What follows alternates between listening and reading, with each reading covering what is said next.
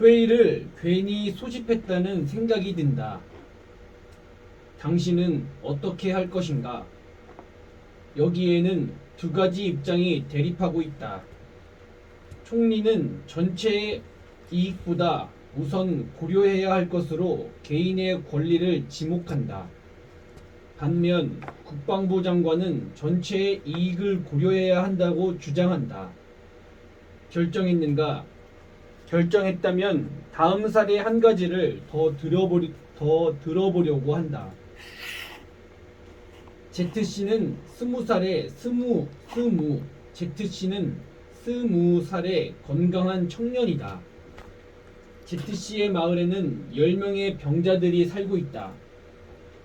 이들은 어린 나이부터 노인에 이르기까지 나이나 질병이 모두 다르다. 이들은 생명이 위독하기도 하고 그렇지 않기도 하고 다양하다. 어느 날 병자들은 자신들이 완치될 수 있는 의학적 사실을 우연히 알게 되었다.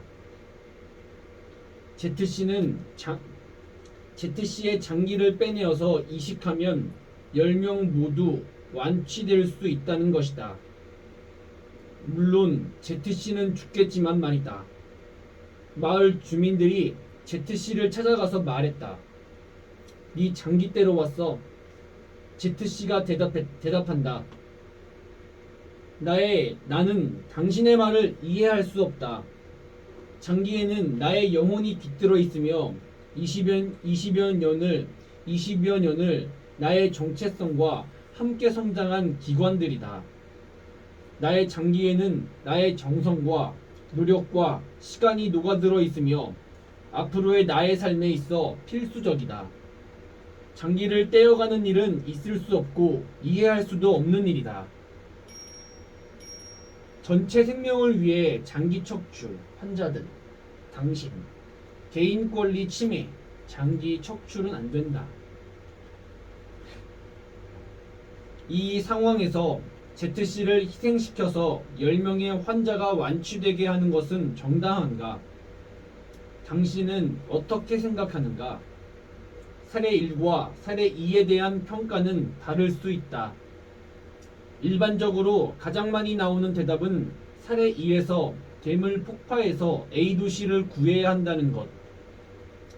사례 2에서는 ZC에게서 장기를 적출해서는 안 된다는 것이다. 하지만 이러한 대답은 전체의 이익과 개인의 권리 중 무엇이 우선되는가를 기준으로 파악할 때 일관되지 못한 대답이다. 사실 이 두 사례는 구조적인 측면에서 차이가 없다. 사례 1. A도시, 전체의 이익, 개인의 권리, B시굴, 인위적 개입, 댐 폭파. 환자들, ZC, 장기 적출. 우리는 세 가지 중 하나를 선택해야 한다. 1. 전체의 이익을 우선하는 입장. A도시와 환자들을 보호해야 한다. 개인의 권리를 우선하는 입장. B시굴과 ZC를 보호해야 한다. 3. 두 사례가 논리적으로 동일한 구조가 아니라는 근거 제시. 사실 2 중 3은 불가능해 보인다. 정도의 차이는 있을지 모르지만 두 사례는 전체의 이익을 위해 인위적으로 개입함으로써 개인의 권리를 침해하려 한다는 점에서 동일하기 때문이다. 따라서 우리가 실제로 선택할 수 있는 건 1이나 2다. 1과 같은 입장을 집단주의라고 하고 2와 같은 입장을 개인주의라고 한다. 이제 개인주의와 집단주의를 자세히 알아보자. 이기주의와 전체주의. 전체주의는 개인이 비윤리적 행위에 눈감게 한다. 개인주의와 집단주의를 정리하면 다음과 같다. 우선 개인주의는 국가나 사회보다 개인이 어떠한 식으로든 우선한다는 사상을 말한다. 반면 집단주의는 개인보다는 국가나 사회가 더 우선한다는 사상이다. 개인주의나 집단주의는 어떤 것이 옳고 그른지 따지기 어려운 이념과 신념의 측면을 갖는다. 사실상 이 두 가지 견해는 상호 논박되지 않는다. 다만 개인마다 차이가 있겠으나 일반적으로 개인주의는 서구에서 지지되어 왔고 집단주의는 동양에서 지지되어 온 측면이 있다. 개인주의와 집단주의는 그 자체로는 문제가 없지만 극단화되었을 때 부정적인 측면을 일으킨다. 개인주의가 극단화되면 이기주의가 되고 집단주의가 극단화되면 전체주의가 된다. 이기주의는 개인의 이익을 위해 전체의 손해를 감수하려는 사고방식이다. 전체주의는 반대로 국가 전체를 위해서는 개인의 손해를 감수할 수 있다는 사고방식이다. 개인주의 극단화 이기주의, 집단주의 극단화 전체주의. 이기주의와 전체주의 모두 부정적이기는 하지만 이기주의는 사실상 큰 문제가 되지 않는다. 왜냐하면 사회 안에서 개인이 이기적으로 행동할 경우 사회는 그 일탈 행위를 처벌하거나 그에게 불이익을 줌으로써 이기적 행위가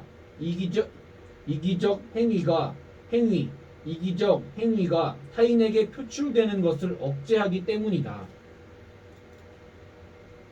사회는 개인의 이기적 행위를 충분히 통제할 수 있는 힘과 시스템을 갖췄다.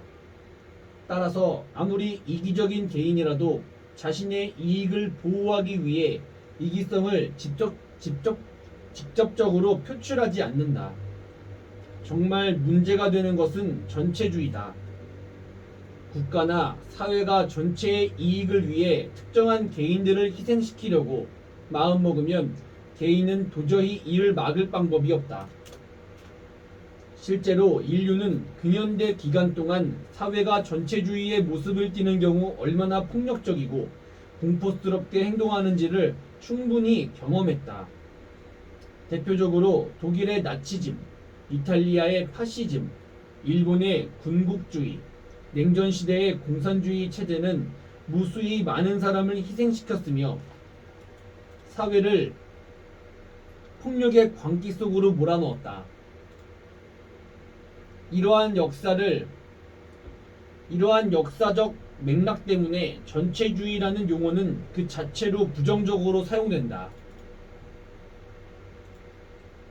앞서 우리는 다양한 개념들에 대해서 알아봤는데 어떤 개념도 그 자체로 부정적이지 않았다. 예를 들어 신자유주의, 공산주의, 생산수단, 보수, 진보, 엘리트주의 등 모든 개념은 항상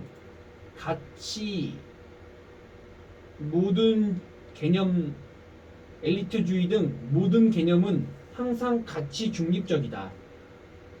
그 자체로서 좋거나 나쁜 개념은 없다. 그런데 예외적으로 전체주의만 언제나 부정적인 용어로 사용된다. 쉽게 말해서 전체주의는 욕이다. 연습해보자.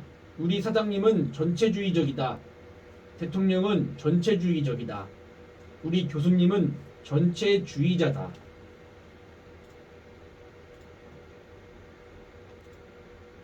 역사적인 측면에서 전체주의를 조금 더 알아보자.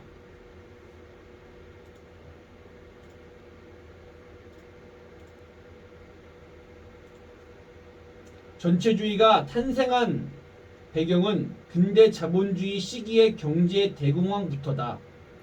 기억을 더듬어 보면 근현대의 역사는 자본주의의 공급과잉이라는 문제와 함께 시작되었다.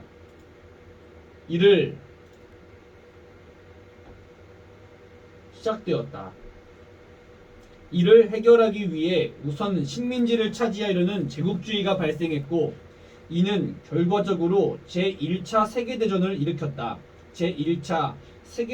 일으켰다. 전쟁으로 인해 수요가 폭발하면서 세계는 안정화되었는데 이후 공급 과잉의 문제가 또다시 발생하면서 1929년에 세계 경제 대공황이 발생했다.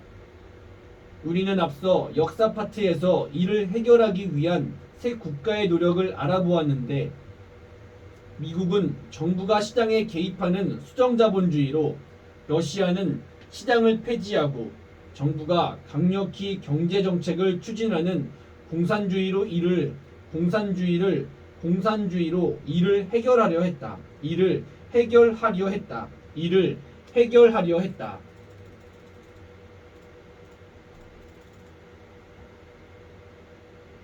이를 해결하려 했다. 그랬지?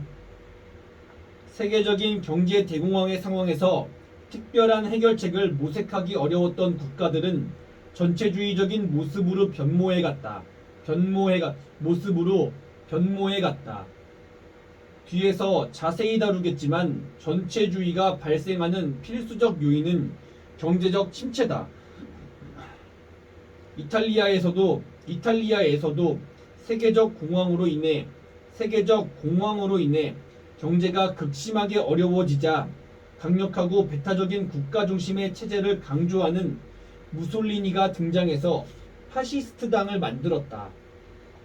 이 파시스트의 이념을 파시즘이라고 하는데 이 용어는 이탈리아어 파쇼에서 유래한다.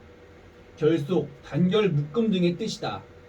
이후 전체주의를 표현하는 언어로 파시즘이 널리 활용된다.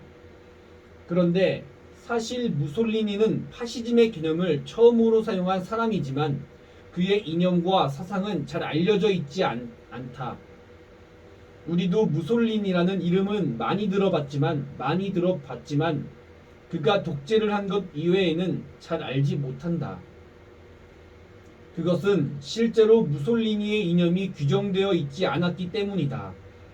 그는 사회주의적 정책을 옹호하기도 하고 자본주의적 측면으로 이념을 급변하기도 하며 일관된 정책을 추진하지 못했다. 그런데 이에 대해서는 자신도 잘 알고 있었던 것 같다. 그는 파시즘에 대해서 파시즘은 고정된 신념 체제라기보다는 권력을 장악하기 위한 방법이라고 말하기도 했다. 실제로 정확한 이념을 갖지 않았기 때문에 다른 독재자들처럼 인종차별을 내세우거나 전쟁에 적극적으로 참가하지도 않았다. 정확한 신념과 행동이 부재했던 까닭에 우리 기억에 그 내용은 남아있지 않다.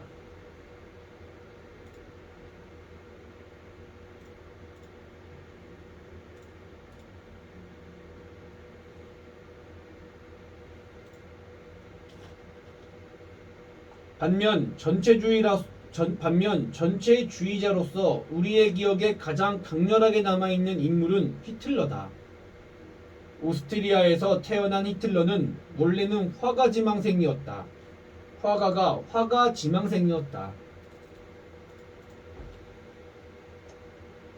화가가 되기 위해 비엔나로 가서 미술학교에 응시했지만 두 번 연속 불합격하고 그는 분노했다. 이에 대한 평가는 여러 가지이지만 당시 예술의 분위기가 히틀러의 화풍과 어울리지 않았다는 설명이 많이 알려져 있다.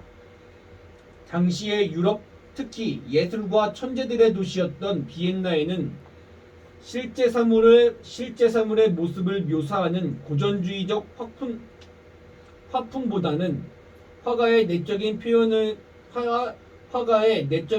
능력을 통해 사물을 과감하게 왜곡하고 해석하는 표현주의적이고 야수파적인 그림이 인정받았다. 하지만 히틀러는 풍경이나 건물을 세밀하게 묘사하는 고전주의적 화풍을 고집했고 그의 이러한 특성이 화가의 꿈을 이루기 어렵게 만들었다. 어쨌거나 히틀러는 화가로서 펼쳐보지 못한 미적 재능의 정치에 활용했다. 자신의 왜소하고 보잘것없는 외모를 강렬한 이미지로 바꾸기 위해 콧수염을 특이하게 깎고 머리 스타일을 바꿨다.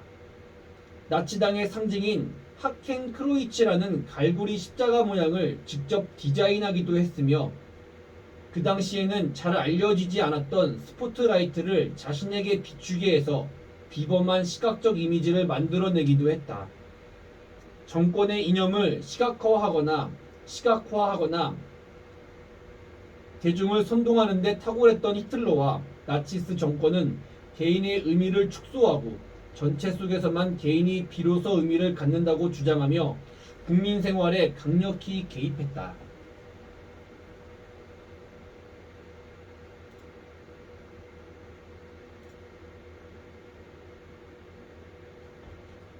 대공황이 유럽을 강타할 당시 독일은 엄청난 전쟁 배상금과 경기 침체로 만성적인 가난에 찌들어 있었다.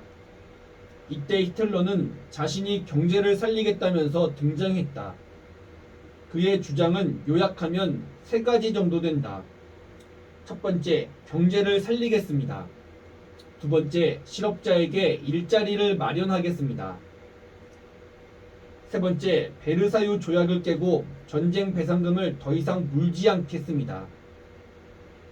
경제를 살리겠다는 정치인들의 주장은 그때나 지금이나 크게 변하지 않는 것 같다. 어쨌든 히틀러의 인기는 매우 빠르게 치솟았고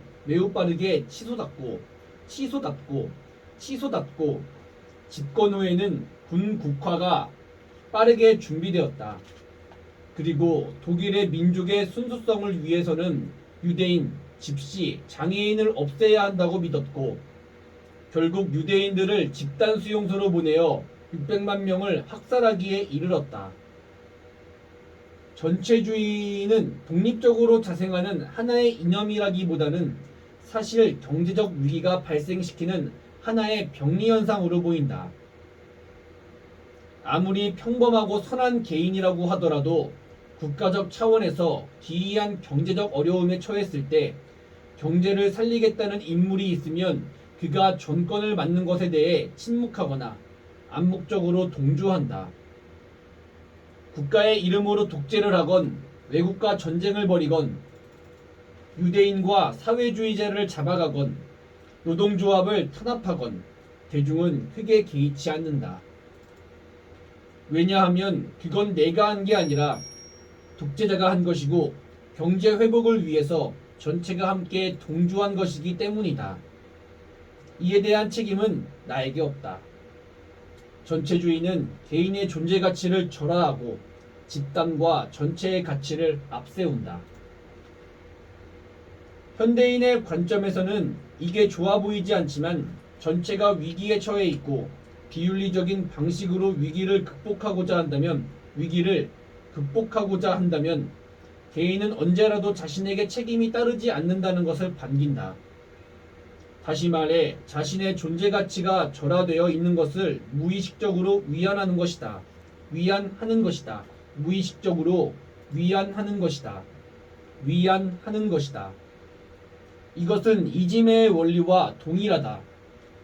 전체가 비윤리적으로 행동할 때 내가 거기에 가담할 수 있는 것은 그 비윤리적 행위의 직접적 책임이 나에게 있는 것이 아니라 전체에 있기 때문이다. 혹시 나중에 선생님한테 걸려서 교장실로 불려간 다음 학부모와 선생님이 모인 자리에서 크게 혼나게 된다면 이지메에 가담했던 학생들은 하나같이 이렇게 말할 것이다. 나는 같이 있기는 했지만 여기서 큰 역할을 담당하지는 않았다. 나는 그저 따라다녔을 뿐 중요한 인물이 아니었다라고 말이다.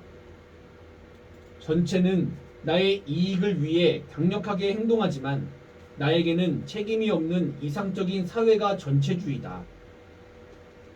전체주의는 개인이 전체의 비윤리적 행위에 눈감게 한다.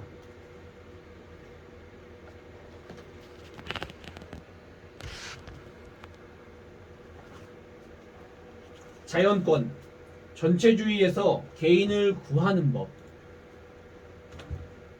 앞서 개인주의와 집단주의가 극단화될 경우의 문제적 상황으로서 이기주의와 전체주의를 살펴보았다.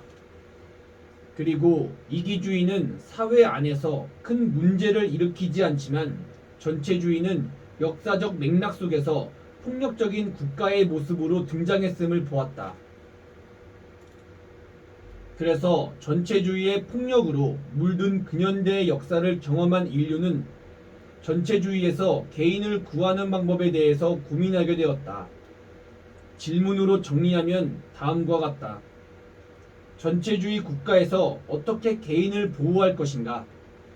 국가가 국가 전체의 이익을 앞세워 나의 권리를 침해하려고 할 때 국가의 압도적인 힘과 능력 앞에서 나는 어떻게 내 권리를 보호할 수 있을 것인가? 사실 아무리 생각하고 고민해도 답이 없다. 국가 전체는 막강하고 개인은 나약하므로 국가가 법과 공권력과 친정부적 미디어를 앞세워 나의 권리를 침해할 때 나는 그것을 막을 방법이 전무하다. 실질적 방법이 전무한 상황에서 그나마 인류가 찾아낸 것이 자연권이다. 자연권은 천부적 권리, 즉 하늘이 부여해준 권리로서 국가라 하더라도 침해할 수 없는 절대적이며 배타적인 권리다. 여기서의 하늘에 의미하는 것은 모호하기 그지없다. 대략적으로 신을 의미하는 것 같은데 니체에 의해 신의 죽음이 선고된 근현대 이성의 시대에 텅 빈 하늘이 권리를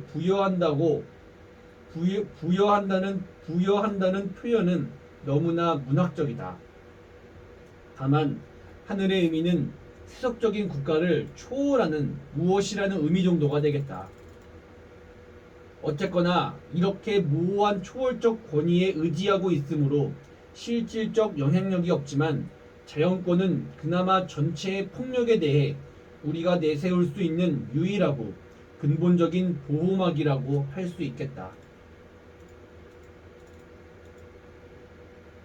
자연권은 프랑스 대혁명 당시의 인권선언에서 시작되었는데 현대에 와서는 대부분의 국가 헌법에 명시되어 있다. 우선 프랑스 인권선언의 제2조에는 모든 정치 조직의 목적은 인권의 옹호에 있으며 인권은 자유, 재산, 안전 및 압제에 대한 반항의 권리를 보호하고 있는데 있다라고 제시한다.